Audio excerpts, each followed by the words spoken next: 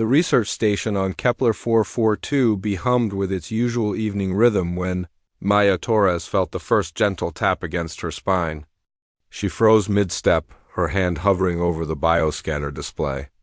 The sensation came again, a delicate scratching through the fabric of her gray hoodie, accompanied by a sound that could only be described as a cross between a chirp and a whimper. "Marcus," she whispered, not daring to turn around. "Are you seeing this?" Marcus Chun looked up from his microscope station, his dark eyes widening as he spotted the source of Maya's alarm. Two fuzzy, six-legged creatures, no larger than earth kittens, were scaling the back of her hoodie like tiny mountaineers. Their oversized eyes reflected the lab's blue-white lighting, and their triangular ears swiveled nervously as they climbed. "Don't move," Marcus breathed, reaching slowly for his datapad. "Those are hexaphil cubs." "Maya, those are hexaphil cubs." The weight of his words settled over the lab like a lead blanket. The hexaphil were Kepler 442b's apex predators, massive, intelligent creatures that stood 3 meters tall at the shoulder when fully grown. Their territorial nature had made them the primary obstacle to establishing permanent, human settlements on this otherwise paradise-like planet. In the 18 months since the colony's founding, 2 researchers had already been killed by adult hexaphil defending their hunting grounds. And now, 2 of their offspring were using Maya as a climbing post. "What do I do?" Maya's voice cracked slightly. Through the reinforced windows, the alien sun was setting in shades of purple and orange. The cubs chirped again, their tiny claws finding purchase in the hood itself. She could feel their warm breath against the back of her neck. "They're scared," Marcus said, studying the creatures through his pad's camera. "Look at their ear positions. And their fur, it's bristled. Something's frightened them." As if in answer, a deep, resonating call echoed across the grasslands beyond the station, a sound that made the lab's metal walls vibrate. It was followed by another, closer this time. The cubs' chirping became more urgent, almost frantic. "Their parents are calling them," Maya realized, her heart hammering. "They're lost." "Or separated," Marcus added grimly. "The herd migration pattern started 3 days early this year. Intel said some families got split up during the river crossing." Another tap on her back, more insistent now. Maya slowly turned her head and found herself looking into 4 enormous, luminous eyes. The cubs had reached her shoulders, and now they pressed against her neck, trembling. One of them made a sound that was unmistakably a plea. Every training protocol screamed at her to remove the animals immediately, to seal herself in the biopod until they left. Hexaphil cubs meant adult hexaphil nearby, and adult hexaphil meant danger. The colony's security chief would have her certification revoked for this, but Maya had grown up on Earth's recovering African savanna, volunteering at wildlife sanctuaries from the age of 12.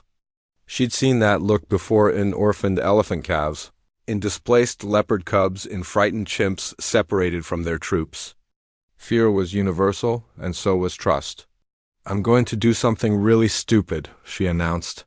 "Maya, no." She slowly reached back and gently scooped one cub into her arms. It weighed perhaps 4 kilograms, all soft fur and outsized paws. The creature's initial stiffness melted almost instantly, and it burrowed against her chest with a sound like a purr. The second cub needed no further invitation. It crawled over her shoulder and nestled into the crook of her other arm. "You've officially lost your mind," Marcus said. But his voice carried more awe than criticism. He approached carefully, extending one finger to scratch behind a cub's ear. The creature leaned into the touch. They're actually cuddling with you." "They're babies," Maya said simply. "Scared babies who know a safe place when they feel one." She slowly lowered herself onto the lab's cushioned bench, cradling both cubs. They arranged themselves in her lap with the practiced ease of creatures designed for comfort-seeking, their 6 legs tucked beneath them. Their breathing already slowing, the adult calls continued outside, growing more distressed. Maya made a decision. "Open the external comm channel. Full spectrum audio." Marcus hesitated only a moment before complying. The speakers crackled to life, amplifying the parents' calls. Maya took a breath and responded with her own voice-soft, rhythmic humming. the kind her mother had used to calm her during thunderstorms as a child. It wasn't a hexaful sound, but it carried the same intention. I have them. They're safe. Minutes passed in tense silence. Then, through the window, two massive shadows emerged from the darkening grassland. Adult hexaful, their muscle rippling beneath spotted fur, their eyes fixed on the research station with predatory intensity. Marcus's hand moved instinctively toward the emergency lockdown button. "Wait," Maya said quietly. She stood slowly, the cub secure in her arms, and walked to the window. The adult's ears flattened, an aggressive stance. But Maya didn't run. She didn't hide. Instead, she held the cubs where their parents could see them, safe and sleeping. For a long moment, the adult hexaful simply stared. Then, deliberately, the larger of the two, the mother, Maya guessed, sat on her haunches. Her ears rotated forward. It was the hexaful's submission gesture. Marcus's research had documented it months ago.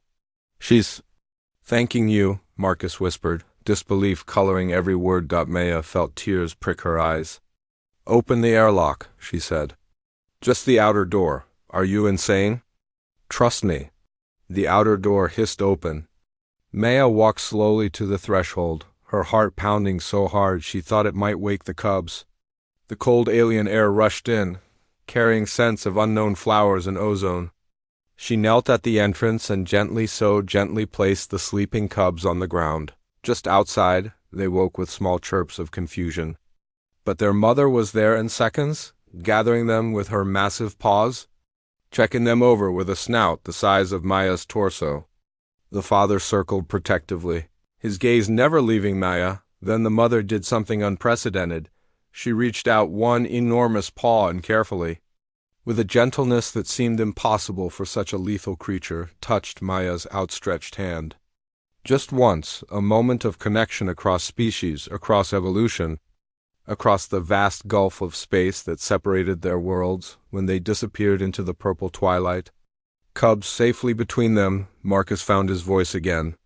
"We need to document this. Every second. Do you understand what you just did? You made first peaceful contact with the apex predators of an alien world because two babies wanted a nap spot." Maya looked down at her hoodie. Still warm from small bodies, marked with tiny claw prints and alien fur. She smiled. "Humanity didn't conquer Earth by being the strongest," she said softly.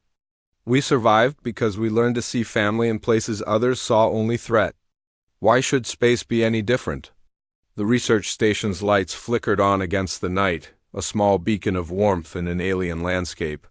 And somewhere in the grasslands beyond, a hexaful family moved through the darkness, their cubs chattering about the strange, soft creature who had made them feel safe. In the morning, Colony Command would receive a report that would change everything they thought they knew about coexistence on Kepler 442b, but for now, Maya simply watched the stars emerge in an unfamiliar sky and wondered how many other scared children, human or otherwise, might be waiting out there in the cosmos, looking for someone brave enough to offer comfort instead of fear. That, she decided, was what humanity was truly meant for.